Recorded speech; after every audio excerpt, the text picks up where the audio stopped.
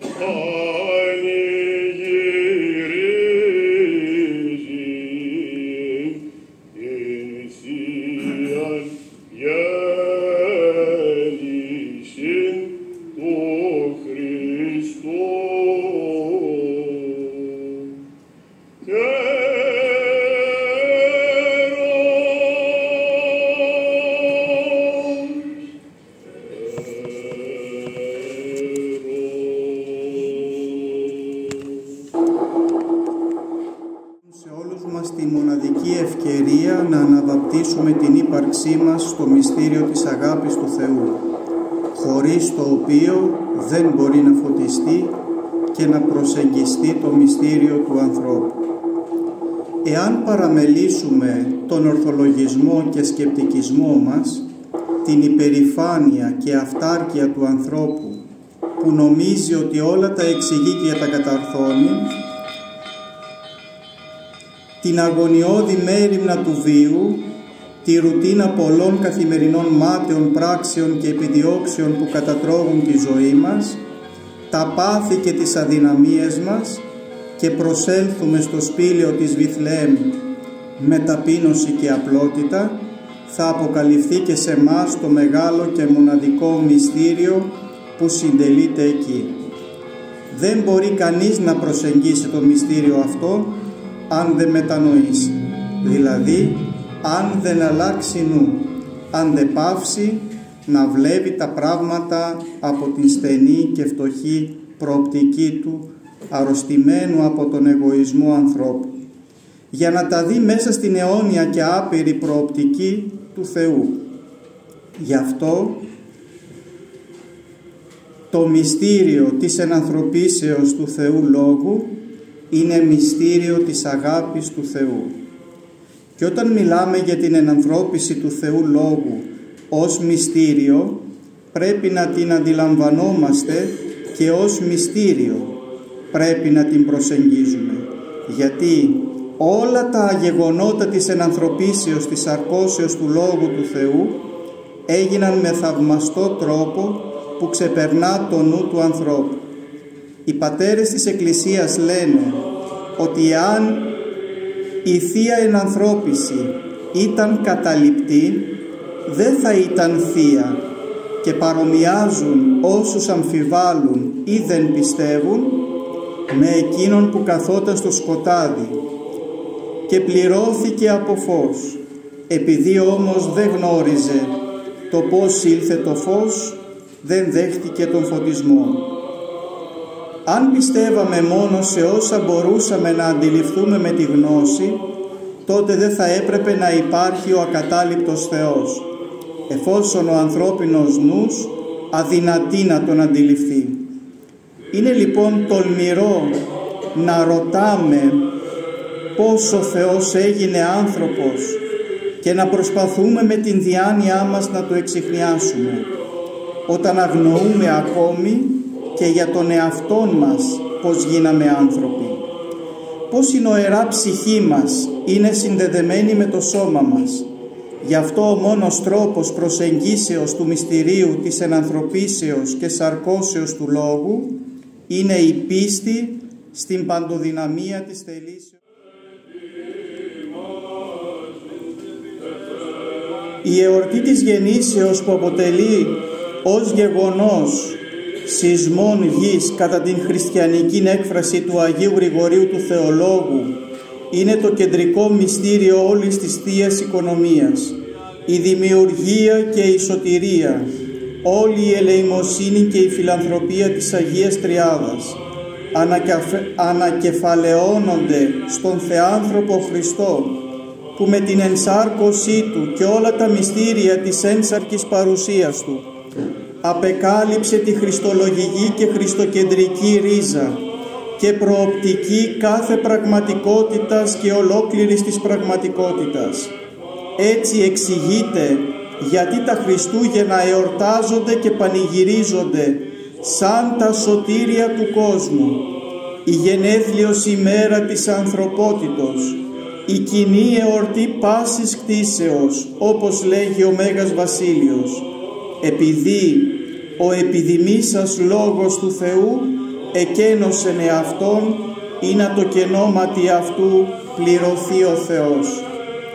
Επειδή ο Θεός, λέγει ο Άγιος Ιωάννης ο Δαμασκηνός, μας έδωσε να κοινωνήσουμε το καλύτερο και δεν το φυλάξαμε, γι' αυτό μεταλαβαίνει το χειρότερο, εννοώ τη φύση μας, ώστε από τη μια μεριά να ανακαινήσει τον εαυτό του και με τον εαυτό του το κατοικώνα και καθομοίωση, και από την άλλη να διδάξει και σε μας την ενάρετη πολιτεία, αφού με τον εαυτό του την έκαμε σε μας δυνατή.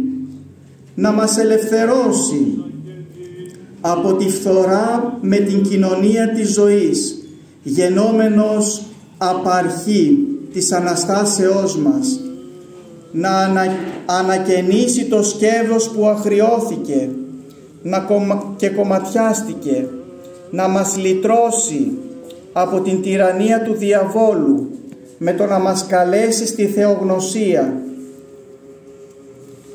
και να τον νεκρώσει, να μας μάθει να παλεύουμε αποτελεσματικά με τον τύραννο, οπλισμένοι, με υπομονή και ταπείνωση. Ο Θεός στοχεύει την εμήν σάρκα, ή να εγώ πλουτίσω την αυτού θεότητα, και νούτε της εαυτού δόξης επιμικρών, ή να εγώ της εκείνου μεταλάβω πληρώσεως. Ο Θεός μας έρχεται να κενωθεί, να πτωχεύσει, να κριθεί, να σταυρωθεί, να κατέλθει στον Άδη, να αναστηθεί και να αναλυφθεί, για να φανερώσει με όλο αυτό το μυστήριο της κενώσεώς Του, ότι δεν είναι δύναμης, ισχύς, αυθεντία, κυριαρχία, νομοθεσία, καταδίκη, τιμωρία, εκδίκηση. Έρχεται με άλλα λόγια να σώσει στην αγάπη και με την αγάπη Του τον άνθρωπο. Να βαστάξει όλες τις ασθένειές μας και να σηκώσει όλα τα ανομήματά μας. Να μεταμορφώσει όλες τις απελπιστικά ανθρώπινες καταστάσεις σε γνώση της δυνάμεως της Αναστάσεως. Γεννιέται και ανακλίνεται πραγματικά στην Εκκλησία και στο λίκνο της καρδιάς μας που είναι λίκνο των άλογων παθών. Θέλον ρίσαστε ημάς εκ της αλογίας. Η φάτνη της αρκώσεως γίνεται το θυσιαστήριο του κόσμου, από το οποίο προσφέρεται ο άρτος του Λόγου του Θεού, σαν τροφή των λαών της γης, διότι στο μυστήριο των Χριστουγέννων θεάται, προσκυνείται και δοξάζεται ολόκληρη η σωτηρία. Αυτό είναι το μυστήριο που μπορούν να θαυμάζουν όσοι μπορούν να αναγνωρίζουν τη μεγαλειότητα στην ταπείνωση, τον πλούτο στην πτωχία, την ελευθερία στην υπακοή. Αλλά οι άνθρωποι σήμερα αδυνατούν να κατανοήσουν αυτήν την θεολογία. Προσπαθούν να ματαιώσουν τη σύλληψη και τη γέννηση του Χριστού μέσα στην καρδιά τους και παραμένουν τυφλοί και νήπιοι.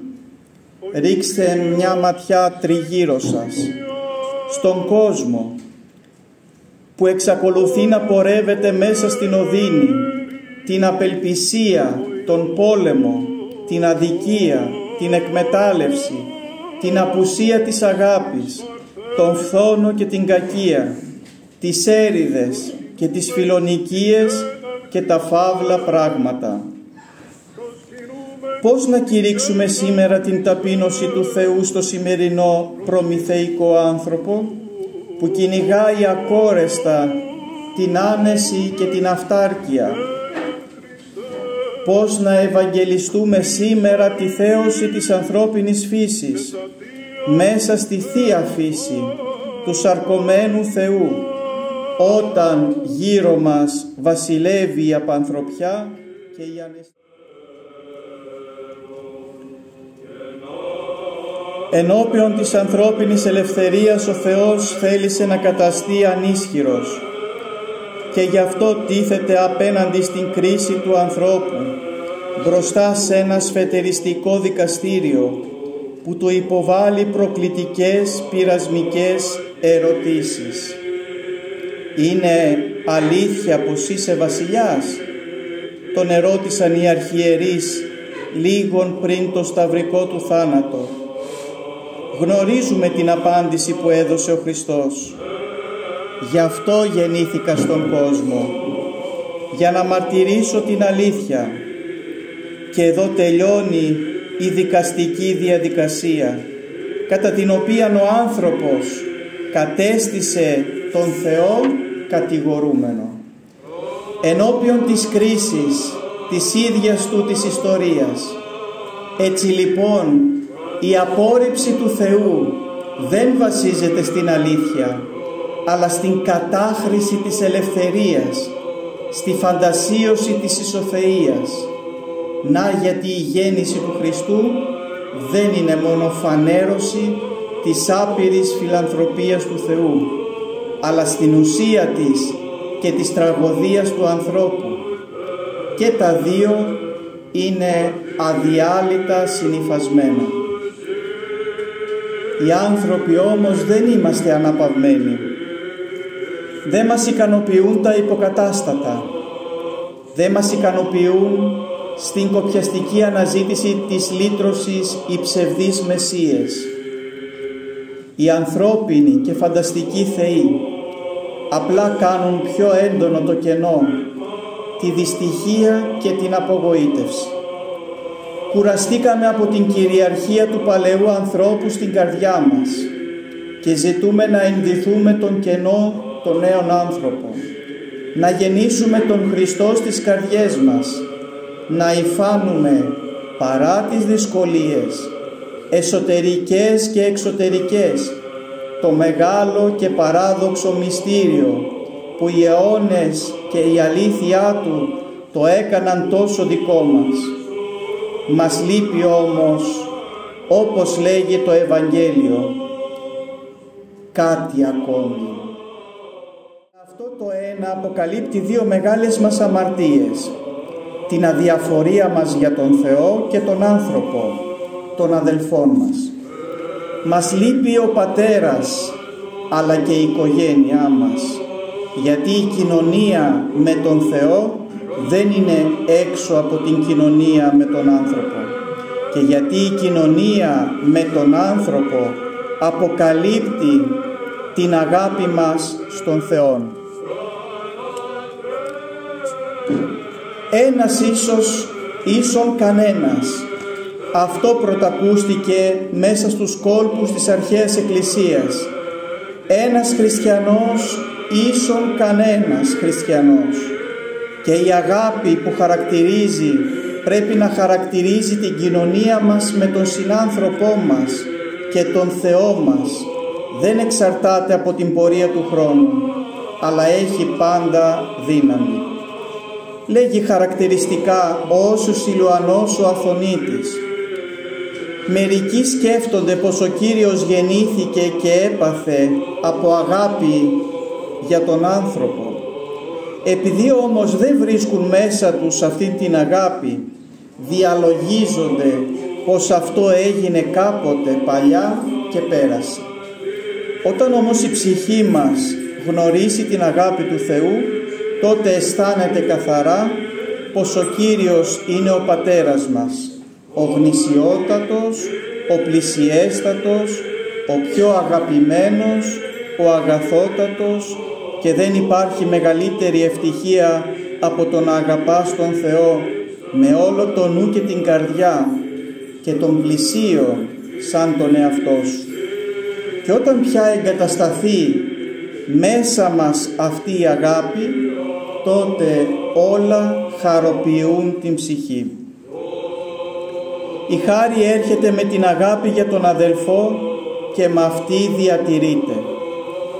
Σκλήριναν σήμερα οι καρδιές των ανθρώπων και πάγωσε η αγάπη, και έτσι δεν αισθάνονται την αγάπη του Θεού και χάνουν την πίστη στον Θεό.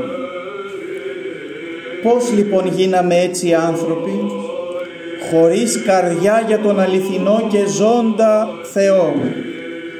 Τι άλλο άραγε έχουμε να Του προσφέρουμε, ό,τι έχουμε δικό Του?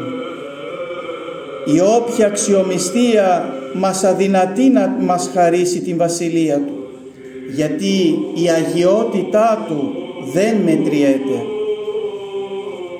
Πώς γίναμε λοιπόν έτσι, άσπλαχνοι, σύνθετοι άνθρωποι, επιτιδευμένοι, με ένα σωρό στολίδια και φτιαξίματα στην ψυχή και το πρόσωπο? Πώς λοιπόν γίναμε τόσο μίζεροι και δυστυχείς, μυρολάτρες και κακόμοιροι, στερημένοι της μακαρίας?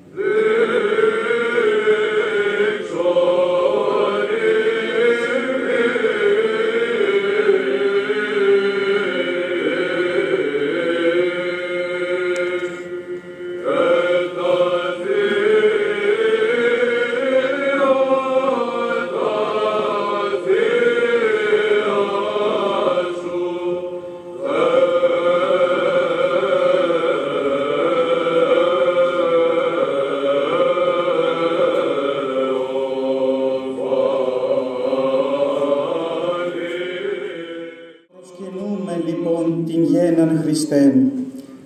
Δείξον ημίν και τα θεία σου θεοφάνεια. Αν προσπαθούσαμε να ζήσουμε λίγο περισσότερο την αγάπη του Θεού, πόσο θα μας πλουτίσει, πώς θα το πετάξουμε αυτό. Εάν ανακαλύψουμε ότι το σπήλαιο είναι εικόνα της Εκκλησίας, γιατί έξω είναι σκοτάδι, φωτισμένο με ψεύτικο φως, εάν ανακαλύψουμε ότι ο προορισμός του ανθρώπου ως αδελφού του Χριστού είναι ο Θεός.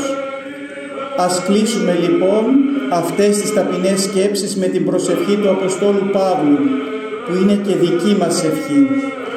Γι' αυτό τον λόγο γονατίζω προσευχόμενος προς τον Πατέρα του Κυρίου μας Ιησού Χριστού, να σας δώσει κατά τον πλούτο της δόξας Του, να ενισχυθείτε με δύναμη δια του Πνεύματός Του, να κατοικήσει ο Χριστός δια της πίστεως της καρδιές σας, να είστε ριζωμένοι και θεμελιωμένοι στην αγάπη, για να μπορέσετε να καταλάβετε μαζί με όλους τους Αγίους ποιο είναι το πλάτος και το μήκος, το βάθος και το ύφος, και να γνωρίσετε την αγάπη του Χριστού που ξεπερνά τη γνώση, για να καταστείτε πλήρεις με όλη την πληρότητα του Θεού.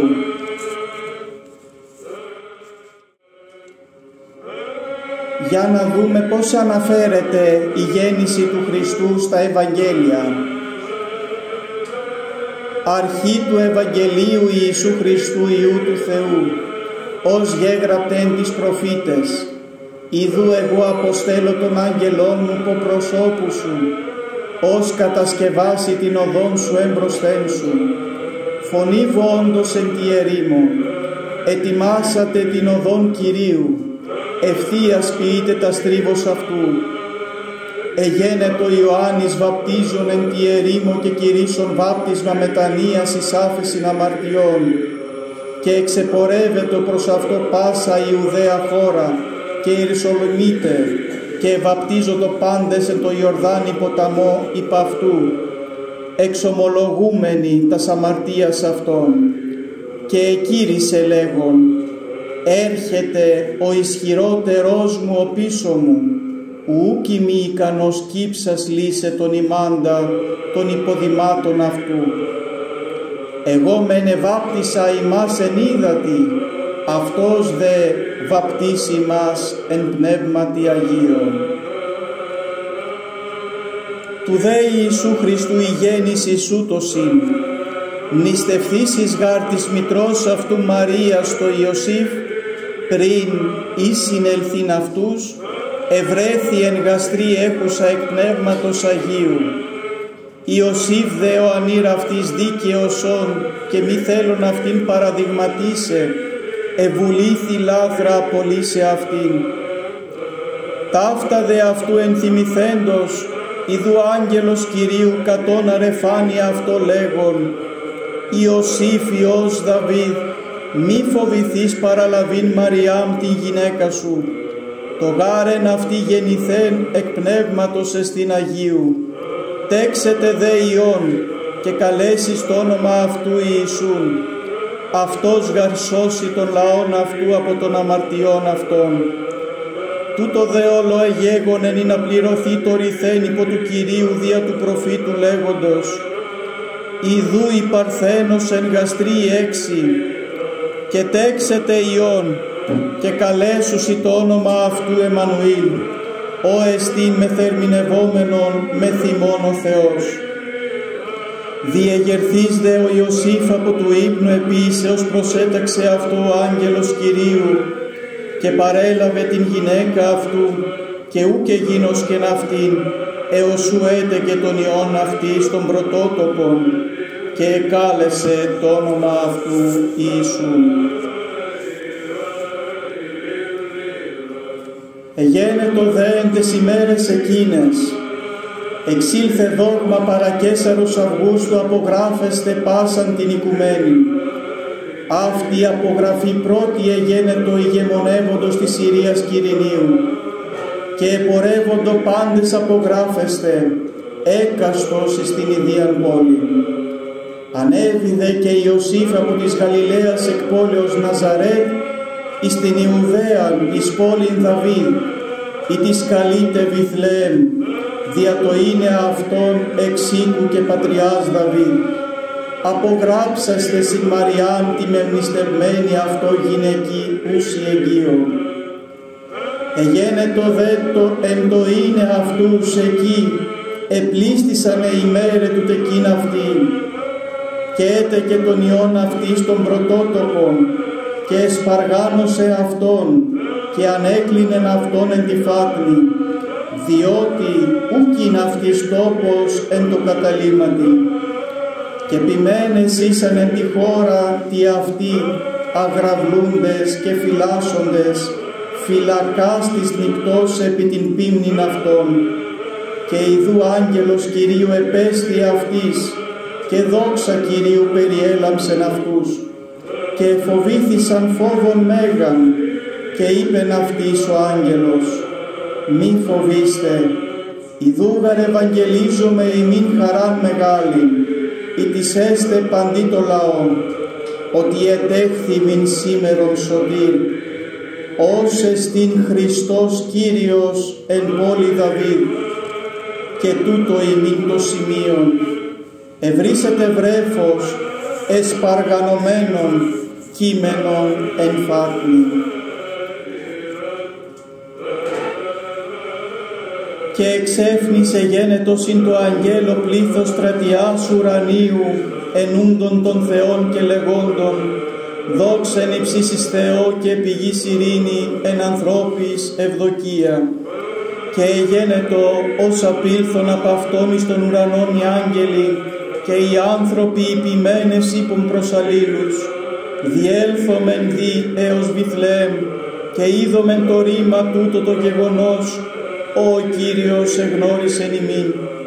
Και ήλθον σπεύσαντες, και ανέβρον τίτε Μαριάμ και τον Ιωσήφ και το βρέφος κείμενον εν τη φάτνη.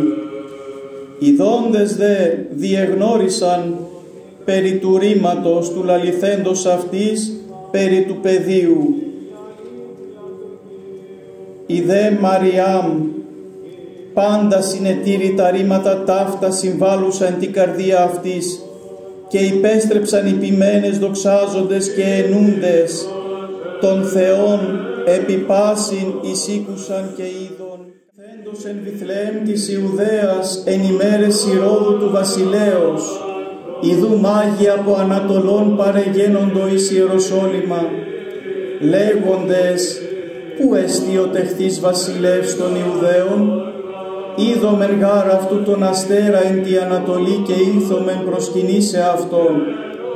Ακούσας δε Ηρώδης ο βασιλεύς εταράχθη και πάσα Ιεροσόλυμα με ταυτού, και συναγαγών πάντα στους αρχιερείς και γραμματείς του λαού επινθάνε το παρά αυτόν που ο Χριστός γεννάται. Ιδέ είπον αυτό, εν Βιθλεέμ της Ιουδαίας, που το γαργέγραπτε δια του προφήτου, και εσύ Βιθλεέμ γη Ιούδα, μη δαμός ελαχίστη, ή εν της ηγεμόσιν Ιούδα, εξούγαρ εξελεύσεται ηγούμενος, ως της ποιμανή των λαών μου τον Ισραήλ. Τότε Ηρώδης λάθρα καλέσα στους μάγους, ηκρύβωσε παρά αυτών των χρόνων του φαινομένου αστέρος, και πέμψας αυτούς εις Βιθλεέμ είπε, πορευθέντες ακριβώς εξετάσατε περί του παιδίου, επάντε έβριτε απαγγείλατέ μη, όπως καγώ ελθόν προσκυνήσω αυτό. Οι δε ακούσαντες του βασιλέως επορεύθησαν, και ιδού ο αστήρ ον είδων εν τη Ανατολή, προήγεν αυτούς έως ελθόν, έστι επάνω ουίν το πεδίον. Οι δόντες δε τον αστέρα εχάρισαν χαράν μεγάλη και σφόδρα, και ελθόντες εις την οικίαν είδων των παιδίων με τα Μαρίας της μητρός αυτού, και πεσόντες προσεκίνησαν αυτό, και ανοίξαντες τους θησαυρούς αυτών προσύνεγκαν αυτό δώρα, χρυσόν και λίβανον και σμύρναν. Αναχωρισάντων δε αυτόν ιδου άγγελος Κυρίου φαίνεται κατόναρτο Ιωσήφ λέγον, εγερθείς παράλαβε το παιδίον και τη μητέρα αυτού και φεύγε εις Αίγυπτον και ήσθη εκεί έως ανήποση. Μέλη γαρι ζητήν το παιδίον του απολέσε αυτό. Ο δε εγερθείς παρέλαβε το παιδίον και τη μητέρα αυτού νυκτός και ανεχώρησε εις Αίγυπτον και είναι εκεί έως της τελευτής Ηρώδου ή να πληρωθεί το ρηθέν υπό του Κυρίου δια του προφήτου λέγοντος, εξ Αιγύπτου εκάλεσα τον Υιόν μου. Τότε Ηρώδης ειδών ότι ενεπέχθη υπό τον μάγον εθυμώθη Λίαν και αποστήλας ανέιλα πάντας τους πέδας τους εν Βιθλεέμ και εν πάση της ορίης αυτής από διετούς και κατωτέρω κατά των χρόνων όνοι κρύβωσε παρά τον μάγον. Τότε πληρώθη το ρηθέν υπό ηρεμίου του προφήτου λέγοντος, φωνή εν Ραμά οικούστη, θρήνος και κλαθμός και οδυρμός πολλής. Ραχήλ κλαίουσα τα τέκνα αυτής και ουκ ήθελε παρακληθήνε. Με λίγο στο χωριό των Ποιμένων, Άγιοι τόποι, εκεί που γεννήθηκε ο Χριστός και εκεί που εφανερώθη, εκεί όπου έστησαν οι άχραντοι πόδες του Κυρίου.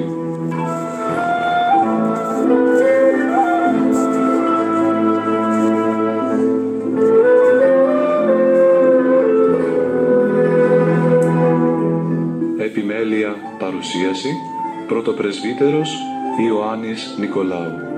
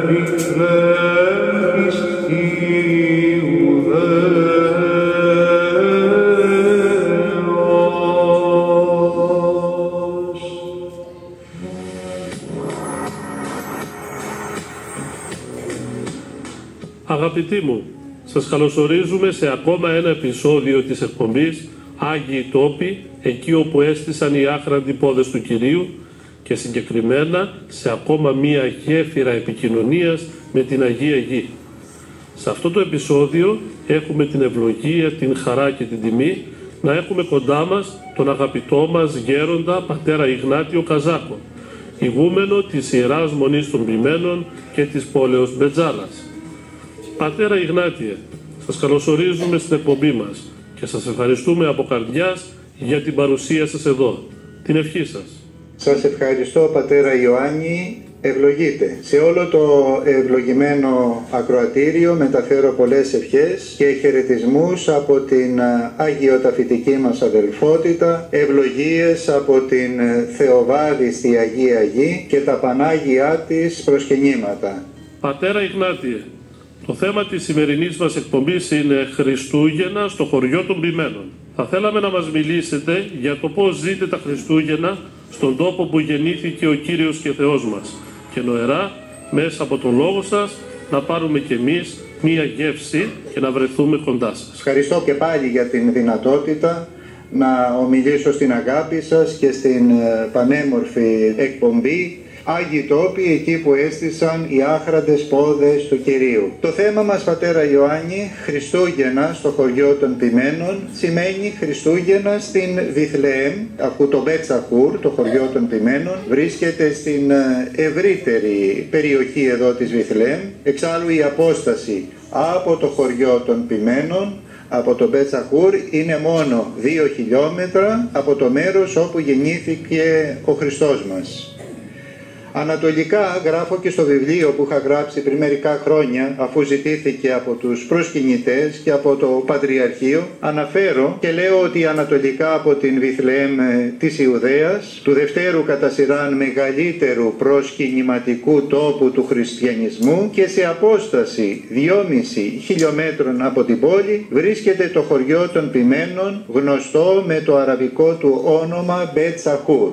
Ο πληθυσμός του είναι περίπου 15.000 κάτοικοι, μπορεί και περισσότεροι, σύμφωνα με, λέω 15.000 κάτοικοι, σύμφωνα με απογραφή που έγινε το έτος 2007, με πλειοψηφία των Ορθοδόξων Χριστιανών.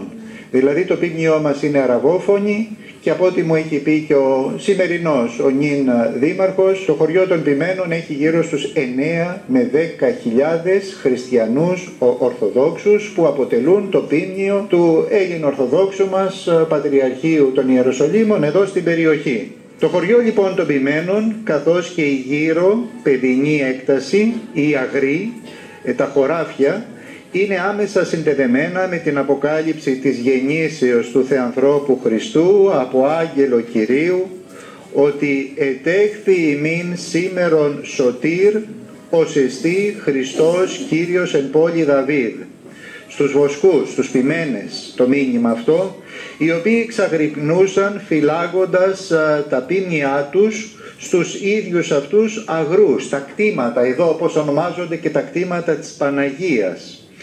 Όταν είδαν πλήθος αγγέλων Κυρίου να ψάλουν το δόξα εν υψής της Θεό και επί γης ειρήνη εν ανθρώπης ευδοκία, όπως αναφέρεται στο κατά Λουκά Ευαγγέλιο, οι ποιμένες ήλθον σπεύσαντες για να προσκυνήσουν το Θείο Βρέφος και στη συνέχεια υπέστρεψαν οι ποιμένες δοξάζοντες και ενούντες των Θεών. Από τους ταπεινούς λοιπόν αυτούς ποιμένες, από τους απλοϊκούς αυτούς βοσκούς πήρε το όνομά του αυτός ο τόπος, ο οποίος από τον 4ο αιώνα μετά Χριστόν και μετά καθιερώθηκε ως ιερός προσκυνηματικός χώρος, ιερό προσκύνημα των ποιμένων για όλους όσους επισκέπτονταν την Αγία Γη. Σήμερα, τα τελευταία χρόνια μάλλον, από το 1971, ο χώρος αυτός είναι και γνωστός ως μετόχη της Λαύρας του Αγίου Σάβα.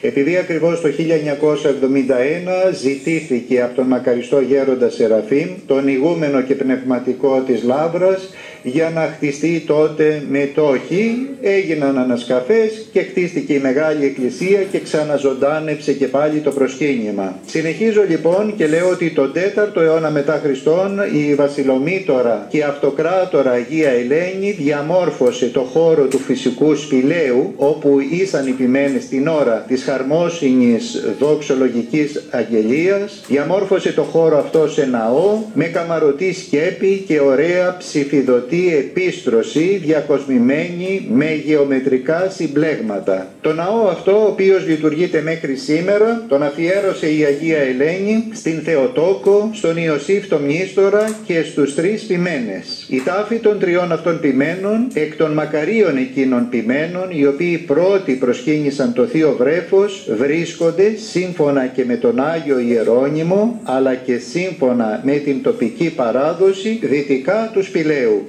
Οπότε ο προσκυνητής όταν κατεβαίνει προς το σπήλαιο των ποιμένων μπορεί να προσκυνήσει στο δυτικό μέρος του σπηλαίου και του ναού τον τάφο των ποιμένων.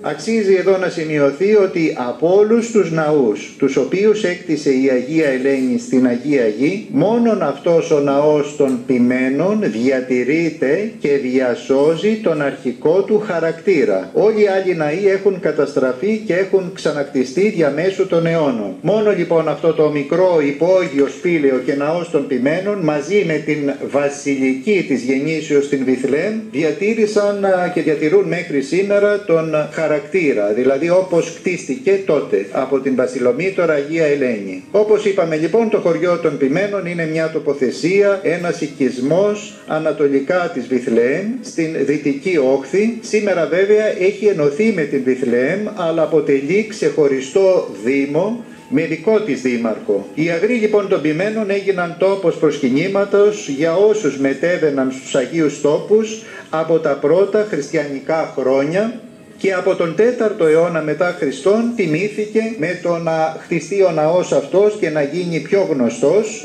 όπως είπαμε, από την Αγία Ελένη, και αργότερα ο αυτοκράτορ της Κωνσταντινούπολεως Ιουστινιανός έκτισε άνωθεν του σπηλαίου μεγαλύτερο ναό, μεγαλύτερη βασιλική, που σώζονται μέχρι σήμερα ερείπια του ναού αυτού του αυτοκράτορος Ιουστινιανού.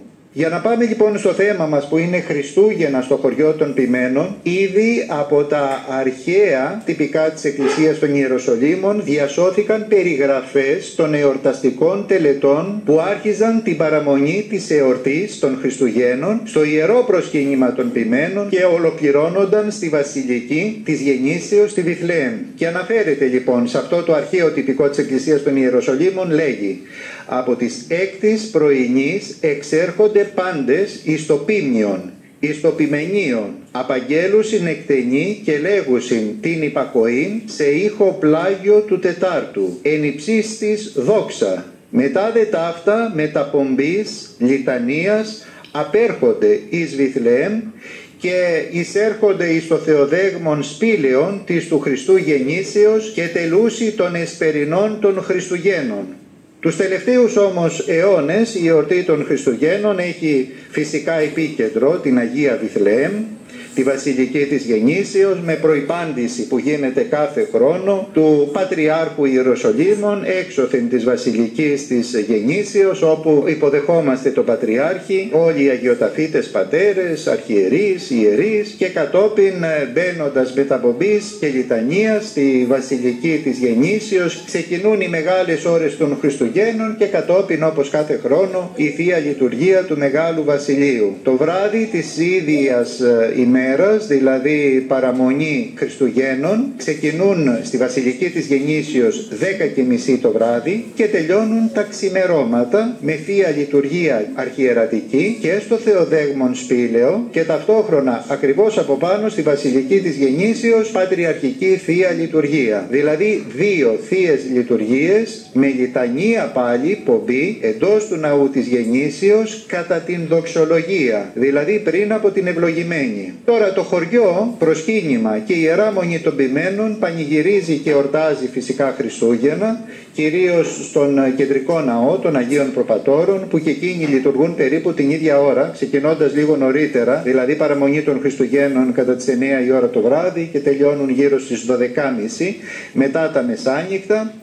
Αλλά κυρίως το χωριό εδώ εορτάζει την επόμενη μέρα πλέον, δηλαδή με την σύναξη της Υπεραγίας Δεσποίνης ημών Θεοτόκου. Εορτή κατά την οποία εμείς όλοι οι πιστοί κάνουμε σύναξη, κάνουμε δηλαδή συγκέντρωση για να τιμήσουμε ιδιαιτέρως την Παναγία μας, την Θεοτόκον, ως συνεργαστήσαν τα μέγιστα πλέον παντός άλλου θνητού ή και αγγέλου εις την εξ αυτής διαπνεύματος Αγίου ενανθρώπιση του Κυρίου ημών Ιησού Χριστού δια την σωτηρίαν πάντων ημών. Η εορτή εδώ των ποιμένων ξεκινάει ανήμερα τα Χριστούγεννα, πάλι με πομπή, με λιτανία από τον κεντρικό ναό των Αγίων Προπατώρων που βρίσκεται στην καρδιά του χωριού, στην καρδιά του Μπέτ Σαχούρ, με αρχιερέα που έρχεται κάθε χρόνο από το Πατριαρχείο μας. Τον υποδέχονται οι ιερείς εκεί της Εκκλησίας, της Ιεράς Κοινότητος των Αγίων Προπατώρων και κατόπιν αρχιερεύς, ιερείς, ψάλτες και όλο το πίμνιο, καθώς και πρόσκοποι με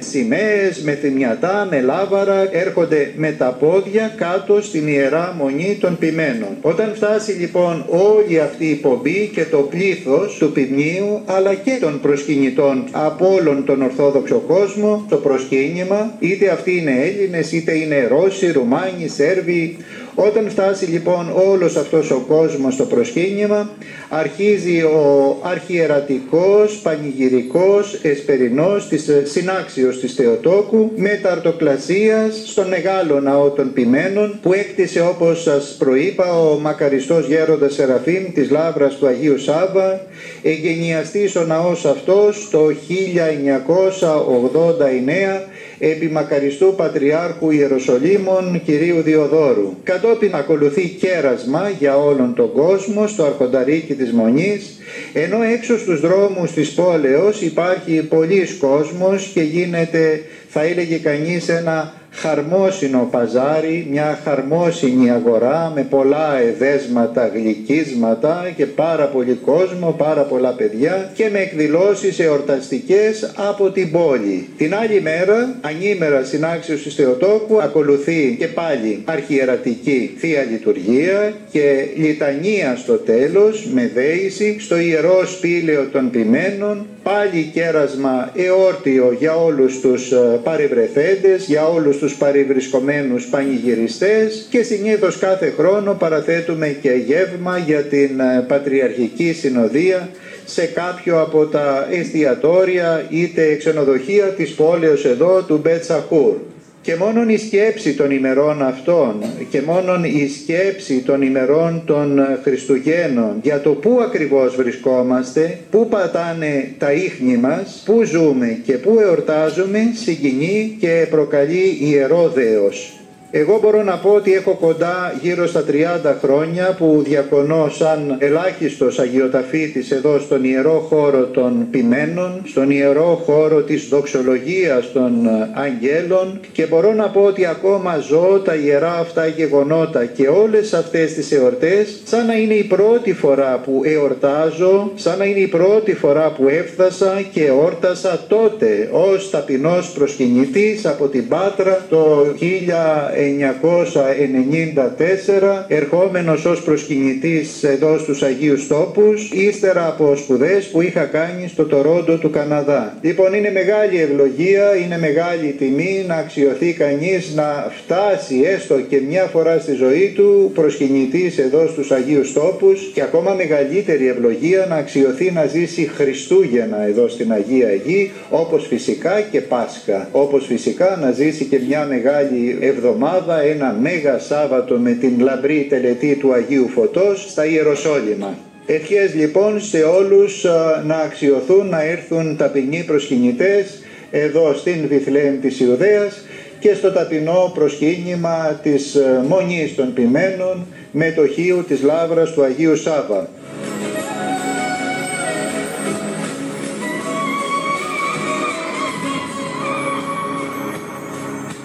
Γέροντά μου, σας ευχαριστώ για την όμορφη παρουσία σας εδώ. Πραγματικά μας μεταφέρατε στο χωριό των Ποιμένων και στην Βιθλεέμ, εκεί όπου γεννήθηκε ο Κύριος και Θεός μας. Ζητάμε την ευχή σας και σας παρακαλούμε να μας έχετε στις προσευχές σας. Ευλογείτε.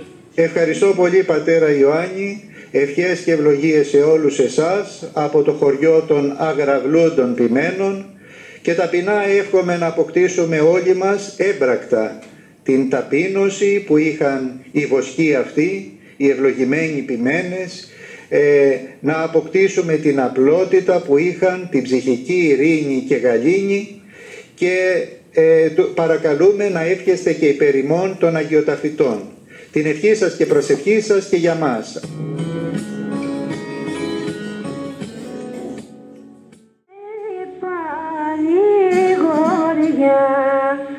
Κι άρχι